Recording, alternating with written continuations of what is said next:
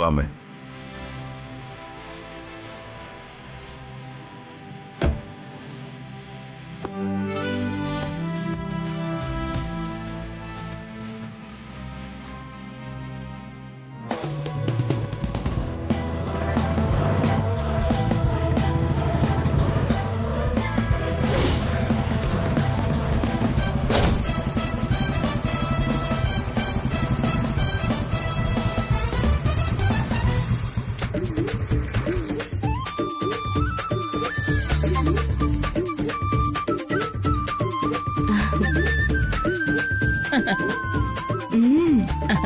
ഇതാണോ അമ്മയുടെ തറവാട് വീട്?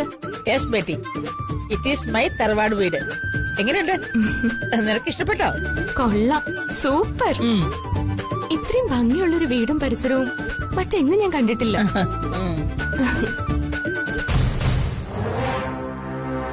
ആഹാ, നിങ്ങള് പെട്ടെന്ന് എത്തിയോ? ഞാൻ പറഞ്ഞില്ലേ സമയത്ത് ചേട്ടാ.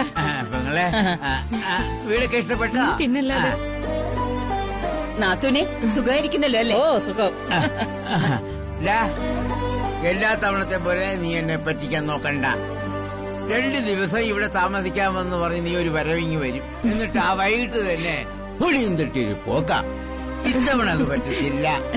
അമ്പലത്തിലെ നേർച്ചയാ. 2 ദിവസം കഴിഞ്ഞേ പോകാൻ പറ്റത്തുള്ളൂ. എല്ലാ തവണയും പോകുന്ന പോലെ ഇത്തവണ പോകാൻ പറ്റില്ലല്ലോ അമ്മ. അതെന്താ? ക്ഷേത്രത്തിലെ പരിഹാര ക്രിയകളെല്ലാം നടത്തിയിട്ടേ പോകും. എത്ര നാളായി എല്ലാരോടും ഇത് ഒത്തുകൂടിയിട്ട്. കേട്ടോ മോളെ, പണ്ട് ശിവയുടെ താമസിക്കുമ്പോഴേ എല്ലാ ഞായറാഴ്ചയും ഞങ്ങൾ എല്ലാവരോടും ഒത്തുകൂടും. അന്നൊക്കെ ഒരു ഉത്സവം പോലെയായിരുന്നു. അതൊരു കാലം.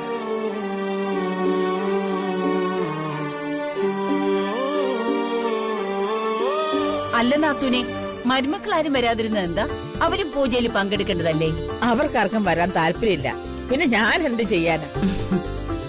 പൂജയിൽ പങ്കെടുക്കേണ്ടത് ഞാനും ശിവയല്ലേ? ഞങ്ങൾ എത്തിയിട്ടുണ്ടല്ലോ, അത് മതി. മോനെ ശിവോ, എന്തോക്കളെ സുഖമൊക്കെ തന്നെയേ? എന്ത് പറയുന്നു?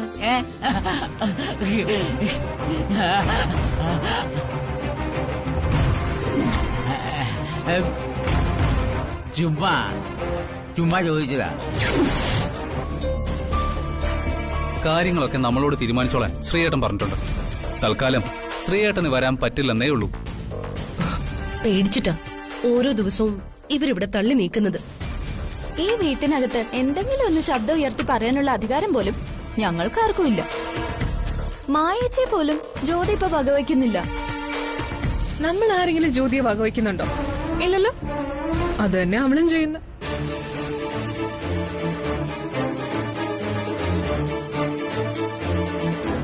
നീ എന്താ ഇങ്ങനെ പറയുന്നത്? ഇവളിപ്പൊ ഇങ്ങനെ പറയും. സൂര്യ ഇവളെ എന്തൊക്കെയോ പറഞ്ഞ് ബ്രെയിൻ വാഷ് ചെയ്തിട്ടുണ്ട്. അതുകൊണ്ട് ജ്യോതിയോട് ഇവൾക്ക് കുറച്ച് സിമ്പതി കൂടിയിട്ടുണ്ട്.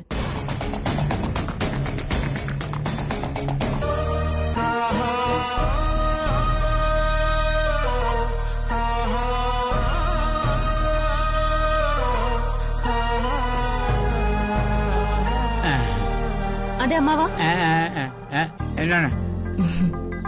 അമ്മാവിനിപ്പോ ശിവയോട് പറഞ്ഞില്ലേ? അതെല്ലാം ഞാൻ കേട്ടു. അതിനിപ്പോ ഞാനെന്താ പറഞ്ഞു? അതെ, അവരാരും ഇവിടെ ഇല്ലാന്ന് പറഞ്ഞില്ലേ? അതാരാ അങ്ങനെ പറഞ്ഞു? പറഞ്ഞു. അന്നേ ഇവരിവിടെ താമസിക്കുമ്പോഴേ കുറെ അലവരാതി പിള്ളേരുണ്ടായിരുന്നു, വഷളന്മാര് ഇവിടെ താമസിച്ചിരുന്നു. ഇപ്പൊ അവരാരും ഇവിടെ ഇല്ലെന്നാ ഞാൻ പറഞ്ഞത്. സത്യം.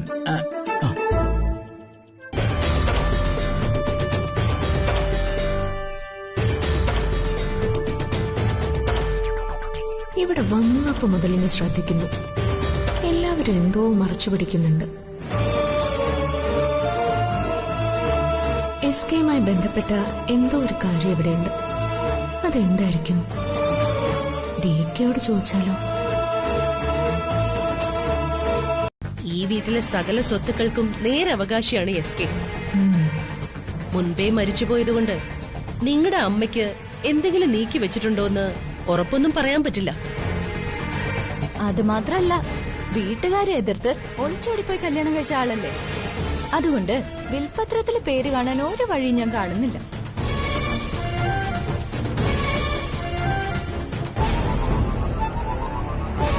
ചിത്ര എന്താ ഒന്നും പറയാത്തത്? ഞാനെന്ത് പറയാനാ?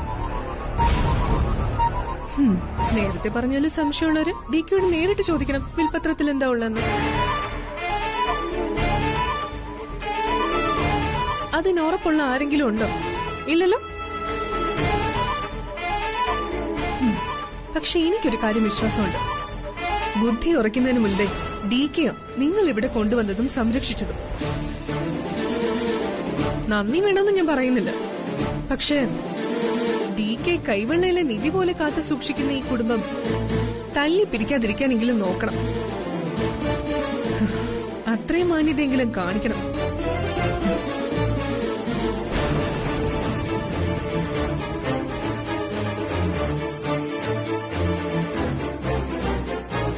ബാലു, നീ അവളെ പറഞ്ഞനുസരിപ്പിക്കണം. ഇല്ലെങ്കിൽ നമ്മൾ വിചാരിക്കുന്ന ഒരു പ്ലാനും വർക്കൗട്ട് ആവില്ല. ഞാനൊരു കാര്യം പറയട്ടെ. പറയ് ഗോകുൽ. നമുക്ക് കിട്ടാനുള്ള സ്വത്തിന്റെ ഭാഗം ചോദിക്കണമെന്നാ എനിക്ക് പറയാനുള്ളത്. സ്വന്തമായിട്ട് എന്തെങ്കിലും ഒരു ബിസിനസ് തുടങ്ങാം. എല്ലാം നടക്കും. പക്ഷെ നിങ്ങൾ നേരെ നിൽക്കണം. അവരവർക്ക് കിട്ടാനുള്ള ഷെയർ ചോദിക്കുന്നതിന് ഒരു മടിയും വിചാരിക്കണ്ട. പൂജാകർമ്മങ്ങൾ കഴിഞ്ഞ് വന്നാലുടനെ ഈ വിഷയം അവതരിപ്പിക്കണം. ഡികെയുടെ മനസ്സിലിരിപ്പ് എന്താണെന്ന് അറിഞ്ഞേ പറ്റൂ. അതിനനുസരിച്ച് വേണം കാര്യങ്ങൾ നീക്കാൻ.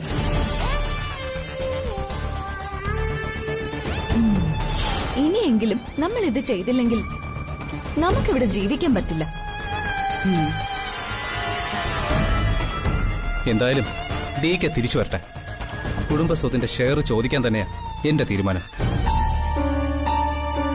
എന്തായാലും നമ്മുടെ അമ്മയുടെ സ്വത്ത് നമുക്ക് കിട്ടിയേ പറ്റൂ. അതിൽ ഒരു വിട്ടുവീഴ്ചയില്ല. അവസാനം ഡിക്കയുടെ മുന്നിൽ ചെല്ലുമ്പോ മുട്ട വരയ്ക്കാതിരുന്നാ മതി. അവരെ അങ്ങനെ അങ്ങ് അണ്ടർ എസ്റ്റിമേറ്റ് ചെയ്യണ്ട. അവരുടെ കാര്യം നോക്കാൻ അവർക്കറിയാം. പക്ഷേ ചിത്രയെ സൂക്ഷിക്കണം. അത് ഞാനേറ്റു. അവളെ ഞാൻ പറഞ്ഞ് മനസ്സിലായിക്കോളാം. അനുസരിച്ചില്ലെങ്കിൽ അനുസരിപ്പിക്കാൻ എനിക്കറിയാം. പരിഹാരക്രിയകള് കുടുംബക്ഷേത്രത്തില് മാത്രം പോരാ. നിങ്ങൾ തിരിച്ചു വരുമ്പോ ഇവിടെയും വേണ്ടിവരും.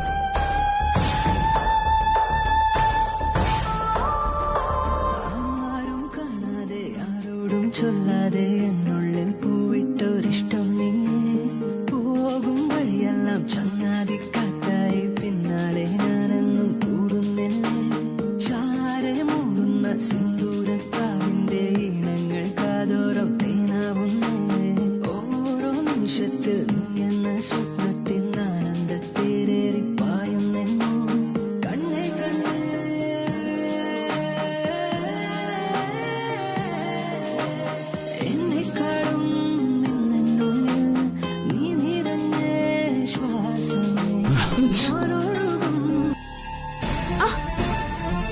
എന്തിനാ ശിവ ഇത് ഓഫ് ചെയ്തേ? നല്ല പാട്ടായിരുന്നു. എനിക്കിഷ്ടമല്ല.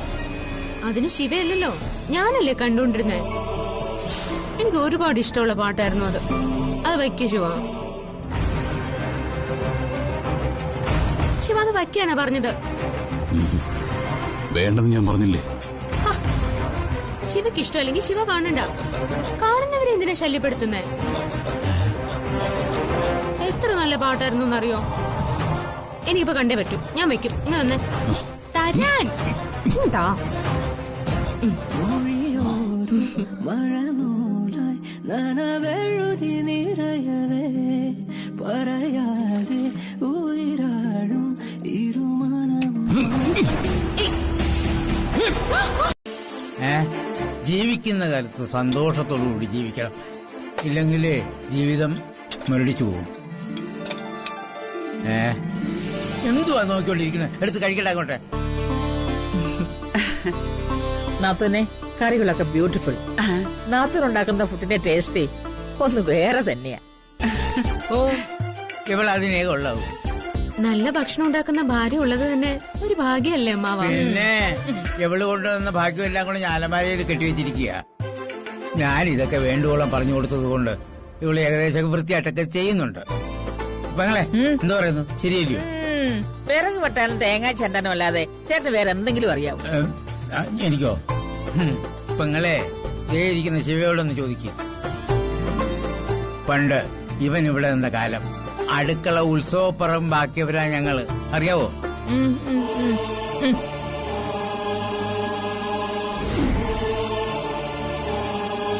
പിന്നെ ഞാനുണ്ടാക്കിയ കപ്പയും മീൻകറിയും കഴിച്ച് ഇവൻ ഇവിടെ കിടന്ന് തുള്ളി ചാടിയിട്ടുണ്ട്, അറിയാവോ?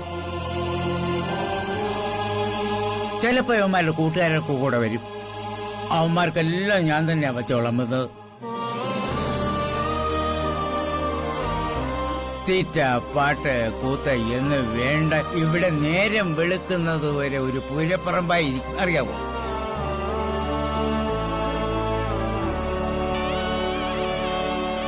അത് നിനക്ക് പറഞ്ഞാൽ മനസ്സിലാകത്തില്ല. അതാണ് ഞാൻ കഴിക്കും മനുഷ്യ.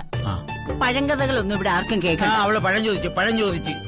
അമ്മ പറയട്ടെ, ശിവയുടെ ജീവിതത്തിലെ സന്തോഷമുള്ള കാര്യങ്ങളല്ലേ ഇതൊക്കെ? അങ്ങനെ അവനെ വലിയ സന്തോഷമൊന്നും അല്ല, പിന്നെ ചിലതൊക്കെ അവനെ വിഷമമുണ്ടാക്കുന്ന കാര്യങ്ങളാ. അതെന്താണെന്ന് ചോദിക്കാൻ ഞാൻ പറയത്തില്ല. ഇവനെ മെന്റൽ ആശുപത്രിയിലാക്കിയവരൊക്കെ ഇപ്പൊ വലിയ സിനിമാ നടികളല്ലയോ?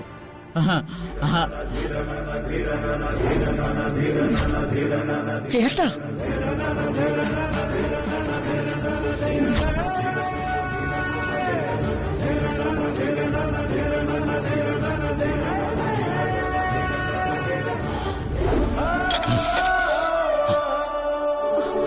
മോനെ ശിവ.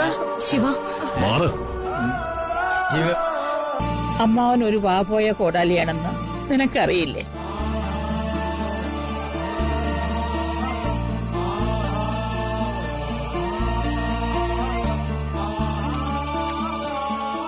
നിന്റെ കാര്യം ഓർത്തിട്ട് ചേട്ടന് നല്ല സങ്കടമുണ്ട്. പക്ഷേ അത് പ്രകടിപ്പിക്കാൻ അറിയില്ല. എന്തെങ്കിലും പറഞ്ഞ അത് നാവുപിഴയായിട്ട് വരികയുള്ളൂ. എനിക്കറിയാം, നിങ്ങൾക്കെല്ലാവർക്കും എന്നോട് ഇഷ്ടോ. എന്നെ സന്തോഷിപ്പിക്കാൻ വേണ്ടി നിങ്ങളെല്ലാവരും ശ്രമിക്കുന്നുമുണ്ട്. പക്ഷെ ജ്യോതി പറയും പോലെ നമ്മൾ ആരാണെന്ന് തിരിച്ചറിയേണ്ടത് നമ്മൾ തന്നെയാണ്. ഇനിയും എത്ര അല്ലെന്ന് പറഞ്ഞാലും ആത്യന്തികമായി ഞാനൊരു മാനസിക രോഗി തന്നെയാ, അല്ലേ അമ്മേ? ശിവ, ഏട്ടാ, ഞാനൊരു കാര്യം പറഞ്ഞോട്ടെ? പറയ് ശിവ, നീ പറയുന്ന എന്തും ഞങ്ങൾ സാധിച്ചു തരും. ഞങ്ങൾക്ക് ആ പഴയ ശിവയെ തിരിച്ചു കിട്ടിയാൽ മതി. എന്താ ഒളിഞ്ഞു നോക്കുന്നേ? ഞാനേ ഇവൻ ആഹാരം കഴിക്കുന്നത് നോക്കിക്കൊണ്ട് നിന്നതാ. എന്നാലും ഇവന് എങ്ങനെ ദേഷ്യം തോന്നി? ചേട്ടൻ തെറ്റിദ്ധരിക്കണ്ട, അവന് ജ്യോതിയോട് വലിയ റെസ്പെക്ട് ലവുക. അവൾ അവനെ നേരെയാക്കും. ആക്കിയാ മതി.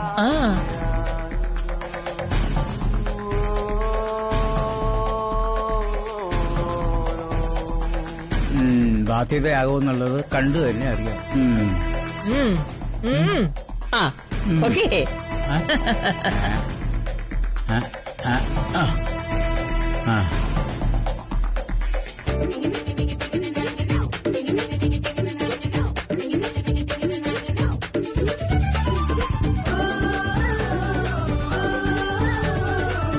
മതി, കുറച്ചുകൂടെ കഴിക്കും.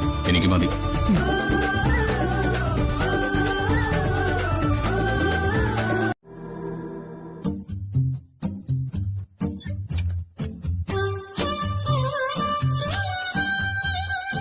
കുറച്ചങ്ങോട്ട് നീങ്ങിയിരിക്കും. നീ എന്ത് പോന്നു? കിടക്കാൻ പോന്നു. ഇവിടെ കിടക്കാൻ പറ്റില്ല. ഞാൻ പിന്നെ എവിടെ കിടക്കണം? അതൊന്നും എനിക്കറിയില്ല. നീ എവിടെയെങ്കിലും പോയി കിടക്കും. എന്റെ കൂടെ കിടക്കാൻ ഞാൻ സമ്മതിക്കില്ല. വേണമെങ്കിൽ ഈ തലേണ ഷീറ്റ് എടുത്ത് താഴെ കിടന്നു. ഹലോ ചേട്ടാ, ഇത് അമരാവതിയിലെ ഹിറ്റ്ലർ മഹാരാജാവിന്റെ അന്തഃപുരം അല്ല, ഇത് അമ്മാവന്റെ വീടാ. ഇവിടെ കിടക്കരുതെന്ന് പറയാൻ ഹിറ്റ്ലർക്ക് യാതൊരു അവകാശമില്ല കേട്ടാ. എന്നാ പിന്നെ നീ ഇവിടെ കിടന്നു, ഞാൻ വെളി കിടന്നോളാം. ഓഹോ, വളരെ സന്തോഷം.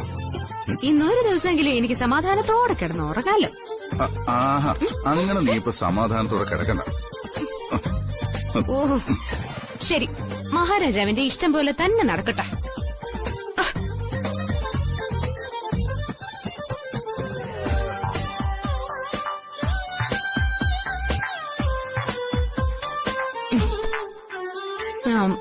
അതെ ഹിറ്റ്ലറെ, ശിവ സ്നേഹിച്ചിരുന്ന പെൺകുട്ടി സിനിമ നടിയാണല്ലേ? ഏതാ കുട്ടി? നീ ഇതൊക്കെ എങ്ങനെ അറിഞ്ഞു? ഇവിടെയുള്ളവരുടെ വായിന്ന് കുറേശ്ശെ കിട്ടിയതാ. നീ ശിവയോട് ചോദിച്ചില്ലേ? ആ, ചോദിച്ചായിരുന്നു. പക്ഷേ എന്നെ മുറുക്കി പുറത്താക്കി കഥ അടച്ചു. പറയാൻ ഇഷ്ടമില്ലാത്ത കാര്യങ്ങൾ ചോദിക്കരുത് ഇനിയെങ്കിലും. എത്രയും വേഗം പൂജയും ചടങ്ങൊക്കെ കഴിഞ്ഞ് ഇവിടുന്ന് തിരിച്ചു പോകണം. മര്യാദയ്ക്ക് കിടന്ന് ഉറങ്ങാൻ നോക്ക്.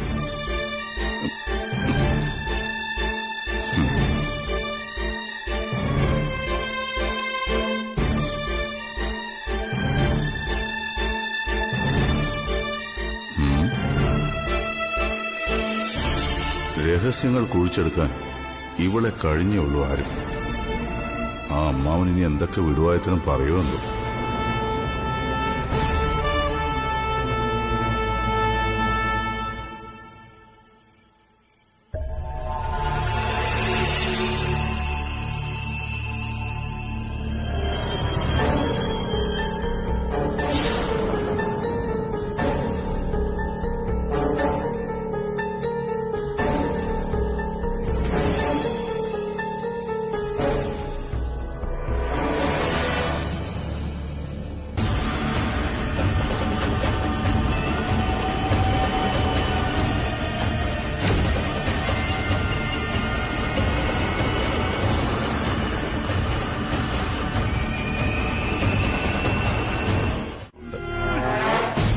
നമുക്കത് നോക്കണ്ട സാറേ. അവനെ പിടിച്ചു കൊടുത്ത് ഉള്ള കാശ് വാങ്ങി നമുക്ക് ഈ സീനങ്ങ് വിടാം. പണം കിട്ടിയാ പോരാ സാറേ നമുക്ക്. അതെ അതെ. അതെ അവര് പറയുന്ന അനുസരിച്ച് ഞങ്ങൾ അവനെ പിടിച്ചു കൊടുത്തു എന്ന് വെക്കുക. നാളെ അവനെ കൊണ്ട് തട്ടിക്കളഞ്ഞ അതിന് ഞങ്ങൾ സമാധാനം പറയേണ്ടി വരികയല്ലേ? വഴിയെ നടക്കുന്നവനെല്ലാം പത്ര റിപ്പോർട്ടർമാരും ചാനൽ മുതലാളിമാരും ആകുന്ന കാലമാണ്. ആരെങ്കിലും ചുമ്മാ ഒരു വീഡിയോ ക്ലിപ്പ് എടുത്ത് സോഷ്യൽ മീഡിയയിൽ പോസ്റ്റ് ചെയ്താൽ പിന്നെ അത് മതി ജീവിതം ജയിലിലാവാൻ. കൊല്ലാനാണ് ഈസിയാ, എങ്ങനെയൊക്കെ തെളിവ് നശിപ്പിക്കാം. പക്ഷേ നാട്ടിൻപുറത്ത് പോയൊരു തട്ടിക്കൊണ്ടുപോകലൊക്കെ റിസ്കാ. സാറ് പറഞ്ഞത് ശരിയാ. പക്ഷേ നമുക്ക് നൈസായിട്ട് പണിയൊക്കെ നടത്താം സാറേ. അത് ഞാനങ്ങ് ഏറ്റു. അതെ, താൻ വിഷമിക്കണ്ട, പണി ഞങ്ങളങ്ങ് നടത്തും. പക്ഷേ എനിക്കും സാറിന് എന്തെങ്കിലും കുഴപ്പം വന്നാ പണി പാളും. തിരിച്ചു പണി കിട്ടുമെന്നുള്ളത് മനസ്സിലായോ? നിങ്ങൾ മേഡത്തിനെ തെറ്റിദ്ധരിച്ചിരിക്കുക. മേഡം അത്തരത്തിലുള്ള ഒരാളല്ല. പറഞ്ഞാൽ പറഞ്ഞ പോലെ ചെയ്യുന്നയാളാ മേഡം. അവർക്കിപ്പോ ആവശ്യം ആ പയ്യൻ പ്രാന്താശുപത്രിയിലാവുക എന്നുള്ളതാ. നമ്മളത് ചെയ്തു കൊടുത്താൽ മതി, റിസ്ക് ഇല്ലല്ലോ. താൻ പേടിക്കണ്ട. ക്ഷേത്രത്തിലെ പരിഹാര കർമ്മങ്ങൾ കഴിഞ്ഞ് SK തിരിച്ച് അമരാവതിയിലേക്ക് വരില്ല. പകരം ഭ്രാന്താശുപത്രിയിലേക്ക് തന്നെ പോകും. അതിനൊരു സംശയം വേണ്ട. ഞാൻ ഏറ്റു സാറേ. നാളെ സംഭവം നടന്നിരിക്കും. തമ്പി. എന്താ സാർ? എനിക്ക് തന്റെ ഈ മാഡമായിട്ടൊരു മീറ്റിംഗ് അറേഞ്ച് ചെയ്യണം. മാഡം വരും, സാറിനെ കാണും, പോരെ? ഞാൻ ഏറ്റെന്ന് പറഞ്ഞില്ലേ സാർ? എന്നാ പിന്നെ ഞാൻ ഇറങ്ങട്ടെ.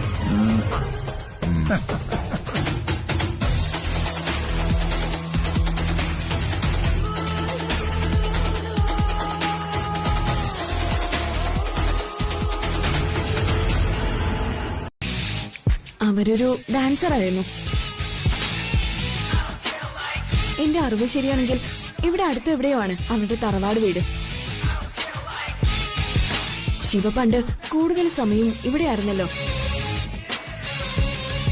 ഇവിടെ വെച്ച അവര് തമ്മിൽ കണ്ടതും ഇഷ്ടപ്പെട്ടതും എല്ലാം. പിന്നെങ്ങനെ അവര് തമ്മിൽ വേർപിരിഞ്ഞു? അതറിയില്ല. എത്ര ചോദിച്ചിട്ടും ശിവ ഒന്നും പറഞ്ഞിട്ടില്ല.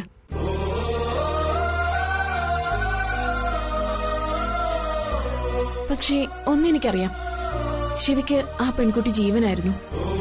അവളും അങ്ങനെ തന്നെയായിരുന്നെന്നാ കേട്ടത്. പക്ഷെ പെട്ടെന്നൊരു ദിവസം അവളും അമ്മയും ഈ നാട് വിട്ടുപോയി. പിന്നീടാണ് SK ആശുപത്രിയിലാവുന്നത്. നമുക്കാർക്കും അറിയാത്ത എന്തൊക്കെയോ സംഭവങ്ങള് അതിന് പിന്നിലുണ്ട്. ആ കുട്ടിയെക്കുറിച്ചുള്ള ശിവയുടെ ഓർമ്മകളാണ് ഇവിടെ നിറയെ. അതിന്റെ നടുവിൽ നിൽക്കുമ്പോ അവൻ എങ്ങനെ സന്തോഷിക്കാൻ കഴിയും? ഇന്നലെ ആശുപത്രിയിൽ ആരോ SK അന്വേഷിച്ചു വന്നതും രാത്രി നടന്ന ഈ സംഭവവും എല്ലാം കൂടി കൂട്ടി വായിക്കുമ്പോ എനിക്കെന്തോ ഒരു പേടി തോന്നുന്നുണ്ട്. അങ്ങനെ വല്ലാണ്ട് പേടിക്കേണ്ട കാര്യമില്ല. ഒന്ന് ശ്രദ്ധിക്കണം. DK പറഞ്ഞതുപോലെ ചിലപ്പോ വല്ല മോഷ്ടാക്കളും ആയിരിക്കാം ഇന്നലത്തെ ആക്രമണത്തിന് പിന്നിൽ. തൽക്കാലം അങ്ങനെ വിശ്വസിക്കാം. അതിന് കഴിയും. പക്ഷേ ശിവയൊന്ന് കെയർ ചെയ്തോണം. ഞാൻ നോക്കിക്കോളാം. ശരി, ഞാൻ ഇറങ്ങുന്നു.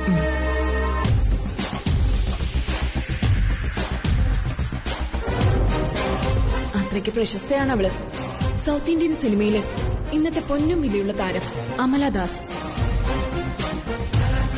പണ്ടവള് ഉമ്മയായിരുന്നു, ശിവയുടെ സ്വന്തം ഉമ്മ.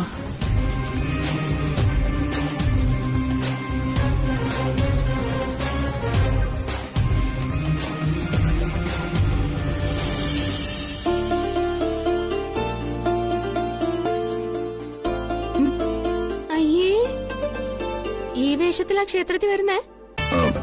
ഇതിനെന്താ കുഴപ്പം? എനിക്കിത് ചേരും. അതൊക്കെ സമ്മതിച്ചു. പക്ഷെ ഈ മുണ്ടും ജുബയും തമ്മില് മോരും മുതിരയും പോലെ ഇരിക്കുക. നിങ്ങളൊക്കെ പെർഫെക്റ്റ് മാൻ അല്ലേ ഹിറ്റ്ലറെ? ഈ മുണ്ടിന് ചേരുന്ന ജുബയാണോ ഇത്? നിങ്ങൾ ഒരിക്കൽ ഇനിയിപ്പോ ഇത് മതി. ഇത് വേണ്ട. ദേ, അലമാരയിൽ നിങ്ങൾക്കുള്ള ഡ്രസ്സ് ഞാൻ എടുത്തു വെച്ചിട്ടുണ്ട്. ഇത് മോര് ഹിറ്റ്ലറെ. എന്തായി കാണിക്കുന്നത്? ഞാൻ ഊരിക്കോളാം.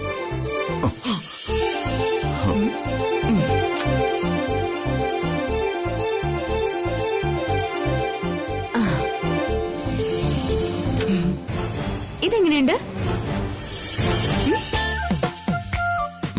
തരക്കേടില്ല. എടുത്തേ.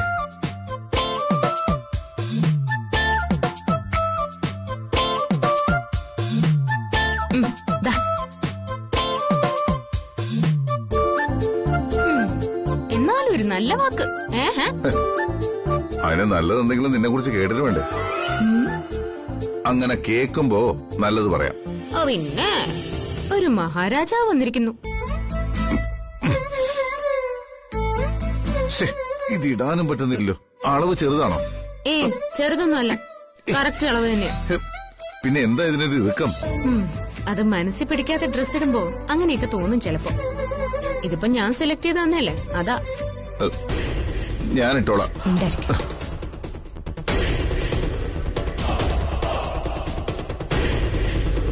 ജ്യോതി, മാറി ജ്യോതി, ഞാൻ ശരിയാക്കാം. നീ ഇത്ര പെട്ടെന്ന് റെഡിയായോ? പിന്നെ ഞാൻ എപ്പോഴേ റെഡിയായി. ഇതാ കണ്ടല്ലേ. അതെ, ഈ വാച്ച് കിട്ടിയാ മതി.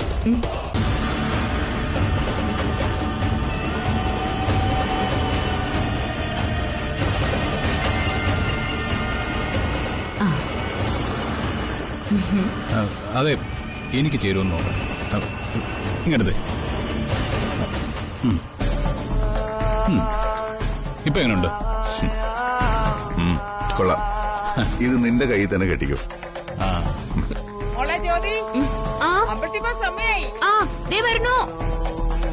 എന്നാ ഇറങ്ങാം.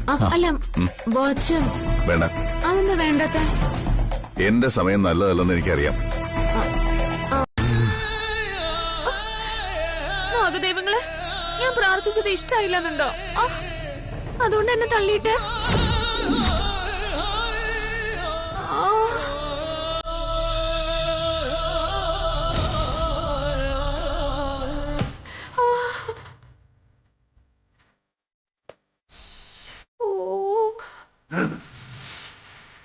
എന്തു പറ്റി? ഞാൻ വീണു. എന്റെ കാല്. അമ്പലത്തിൽ വന്ന് പ്രാർത്ഥിക്കുമ്പോഴെങ്കിലും ഇത്തിരി അടക്കോ ഒതുക്കമൊക്കെ വേണം. ഞാൻ അടങ്ങി ഒതുങ്ങിയൊക്കെ തന്നെ പ്രാർത്ഥിച്ച്. എന്തൊരു വേദന. കാല് മടങ്ങിയെന്നാ തോന്നുന്നു. ഒന്ന് പിടിക്കേട്ടാ. ഒന്ന് പിടിക്കേ. പിടിക്കങ്ങോട്ടും.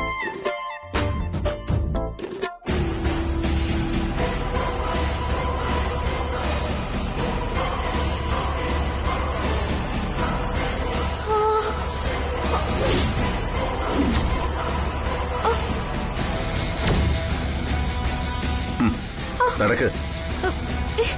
ഓ, കാല് നല്ല വേദനിക്കുന്നു. എന്നെ ഒന്ന് അവിടെ വരെ പിടിച്ചോണ്ട് വിടാവോ ഹിറ്റ്ലർ, പ്ലീസ്. എനിക്ക് വയ്യാഞ്ഞിട്ടല്ലേ. നടക്ക്.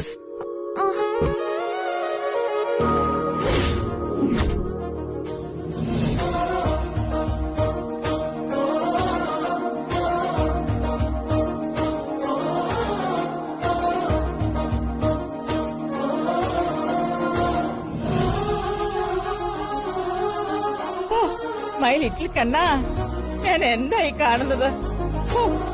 ബ്യൂട്ടിഫുൾ.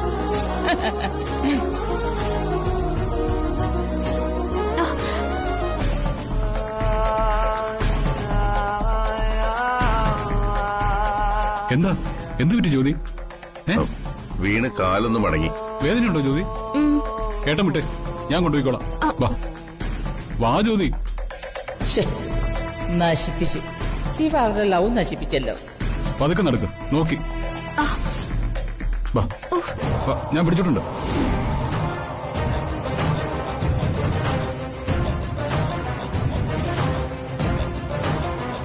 പതുക്കെ. നോക്കി. ഇവിടെ ഇരിക്കാം. ഇവിടെ ഇവിടെ ഇവിടെ ഇങ്ങോട്ട് ഇരുന്നു. ഇവിടെ ഇരുന്നു, പിടിച്ചിരുന്നു. ഇരുന്നു. ഇരിക്കെ. ഇവിടെ ഇരിക്കെ. ഹോസ്പിറ്റലിൽ പോണോ ജ്യോതി? ഓ വേണ്ട. Beti, what happen? കാലൊന്നും മടങ്ങിയത് അമ്മ. സാരമില്ല. അമ്മേ, ഇവിടെ അടുത്ത ഏതെങ്കിലും ആയുർവേദ ഹോസ്പിറ്റൽ ഉണ്ടോ നോക്കിയാലോ? അതിന്റെ ഒന്നും ആവശ്യമില്ല.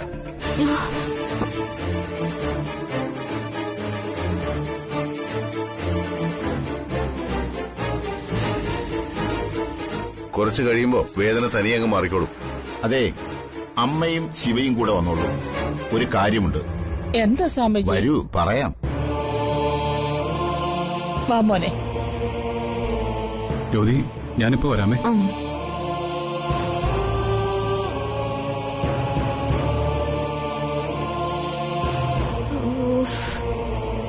വേദനയുണ്ടോ? ഏയ്, ഭയങ്കര സുഖം.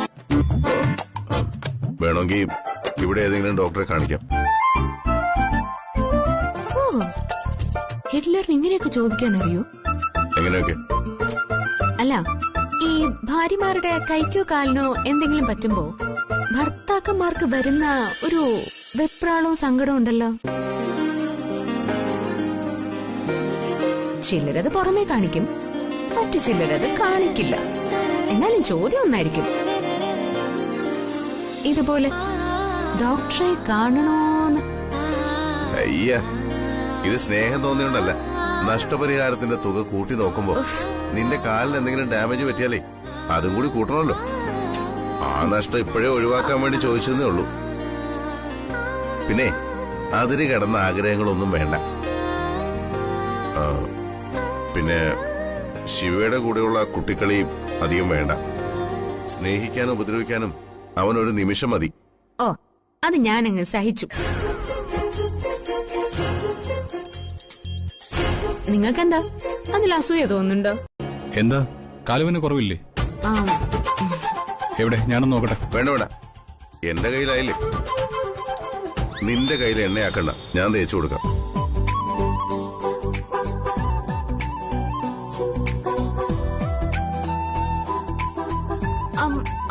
അവിടെയല്ല, കുറച്ചുകൂടെ അപ്പുറത്ത്. കുറച്ച് ഇങ്ങോട്ട് ഇങ്ങോട്ട് ഇങ്ങോട്ട്. കുറച്ച് താഴെ. സത്യമായിട്ടും പറഞ്ഞതാ.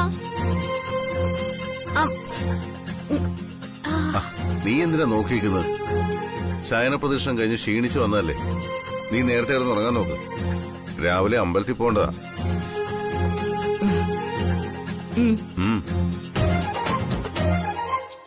അപ്പുറത്ത്, ഇവിടെ.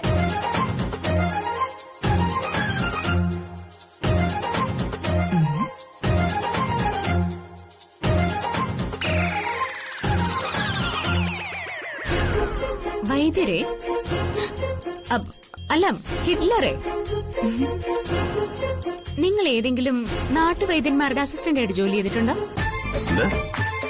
അല്ല, നിങ്ങളുടെ ഈ എണ്ണ തേച്ചുള്ള തിരുമലും തടവലും ഒക്കെ കണ്ടാലേ അറിയാം നിങ്ങൾ ഏതോ നല്ല വൈദ്യശാലയില് അസിസ്റ്റന്റ് ആയിട്ട് നിന്നിട്ടുണ്ടെന്ന്.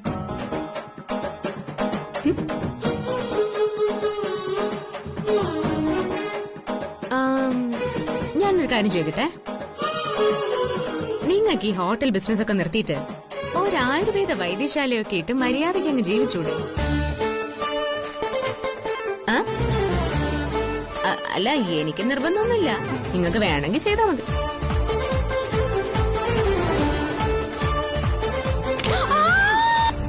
എല്ലാ ബിസിനസിനും അതിന്റേതായ അന്തസ്സുണ്ടെങ്കിലും സ്വർണ്ണക്കട തുടങ്ങുന്നത് ഒരു പ്രൗഢി തന്നെയാണ്. തുടങ്ങുമ്പോ അമരാവതിയുടെ പേര് തന്നെ ഇടണം, എങ്കിലേ തറവാടിനൊരു അന്തസ് കിട്ടും. ജ്വല്ലറിയും തുടങ്ങി തറവാടിന്റെ പേര് വിട്ട് AC മുറിയിലിരുന്ന് കച്ചവടം ചെയ്യാൻ ആളുമായി. അയ്യോ, എനിക്ക് AC ഇല്ലാതെ പറ്റില്ല, പണ്ടേ ശീലിച്ചു പോയതുകൊണ്ടാ. എല്ലാം കൊള്ളാം, പക്ഷെ ജ്വല്ലറി തുടങ്ങാൻ പണം എവിടെ? അതിന് നിങ്ങൾ എന്ത് ചെയ്യും? അതിന് DK തന്നെ സഹായിക്കണ്ടേ? നമുക്ക് അവകാശപ്പെട്ടതില് ഒരു ഭാഗം ബിസിനസ് തുടങ്ങാൻ ചോദിക്കുന്നതില് എന്താ തെറ്റ്? എന്തായാലും DK വരുമ്പോ ഇവിടെ ഒരു ഭൂകമ്പം തന്നെ നടക്കാനുള്ള എല്ലാ സാധ്യതയുണ്ട്. ബിസിനസ് തുടങ്ങുന്നതിന്റെ കാര്യം പറയുമ്പോ തന്നെ DK എതിർക്കും, നിങ്ങളെ കൊണ്ട് കഴിയില്ലെന്ന് പറയും. പക്ഷേ അപ്പു വിട്ടുകൊടുത്താൽ അതോടെ എല്ലാം തീരും. ബാംഗ്ലൂരിൽ നിന്ന് വന്നത് തിരിച്ചു പോകാനല്ല എന്ന് തന്നെ നിങ്ങൾ പറയണം. അപ്പൊ ശ്രീയേട്ടൻ ബാംഗ്ലൂരിൽ തന്നെ നിൽക്കുന്നതിന് ഇതിപ്പോ കുട്ടിക്കുരങ്ങന്മാരെ കൊണ്ട് ചൂട് ചോറ് വാരിക്കുന്ന പോലെയുള്ള ഏർപ്പാടായിപ്പോയി. മതി, ആർക്കാ അതിന് അർഹത ഇല്ലാത്തത്? ആരാ ഭിക്ഷ അയച്ചത്? ഞങ്ങൾക്ക് അതിനുള്ള അർഹത ഉള്ളതുകൊണ്ട് തന്നെയാ DK ഞങ്ങൾ ഇവിടെ കൊണ്ടുവന്നത്.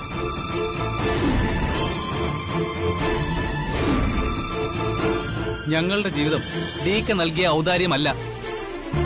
ഈ തറവാട്ടിലെ സ്വത്തിന്റെ 1/3 ഭാഗം ഞങ്ങളുടെ അമ്മയ്ക്കും കൂടി അവകാശപ്പെട്ടതാ. അത് ഞങ്ങൾക്ക് കിട്ടിയോ? ഇല്ല. അമ്മയുടെ അച്ഛന്റെ മരണശേഷം ഞങ്ങളെ DK കൊണ്ടുവന്ന് വളർത്തി, അത് ശരി തന്നെ. പക്ഷേ ഇത്രയും കാലത്തിനുള്ളിൽ ഇത് നിങ്ങൾക്കെന്ന് പറഞ്ഞ് ഞങ്ങൾക്ക് വേണ്ടി എന്തെങ്കിലും DK ചെയ്തു തന്നിട്ടുണ്ടോ? തല മറന്ന് എണ്ണ തേക്കുന്നത് നല്ലതാണോ എന്ന് ആലോചിച്ചിട്ട് വേണം ഇങ്ങനെയൊക്കെ സംസാരിക്കാൻ. ഇവിടെ നിൽക്കുന്ന ഓരോ നിമിഷവും അവൻ കൂടുതൽ വേദനിക്കുകയുള്ളൂ. മറന്നുപോയതൊക്കെ ഇനിയും അവനെ കുത്തി നോവിക്കുന്നത് അപകടം. ഇപ്പൊ അവൻ സാധാരണ നിലയിലേക്ക് മടങ്ങി വന്നുകൊണ്ടിരിക്കുക. അതിനിടയിൽ കഴിഞ്ഞതൊക്കെ ഓർത്താൽ അത് കൂടുതൽ ബുദ്ധിമുട്ടാവും. ഇനിയും അവന്റെ ജീവിതത്തിന്റെ താളം തെറ്റരുതെന്ന് ഞങ്ങൾക്ക് ആഗ്രഹമുണ്ട്. അതുകൊണ്ട് നാളെ പൂജ കഴിഞ്ഞാൽ ഉടൻ ഞങ്ങൾ ഇറങ്ങും. ഞാനൊന്നും പറയുന്നില്ല, എല്ലാം നിങ്ങളുടെ ഇഷ്ടം പോലെ തന്നെ നടക്കട്ടെ.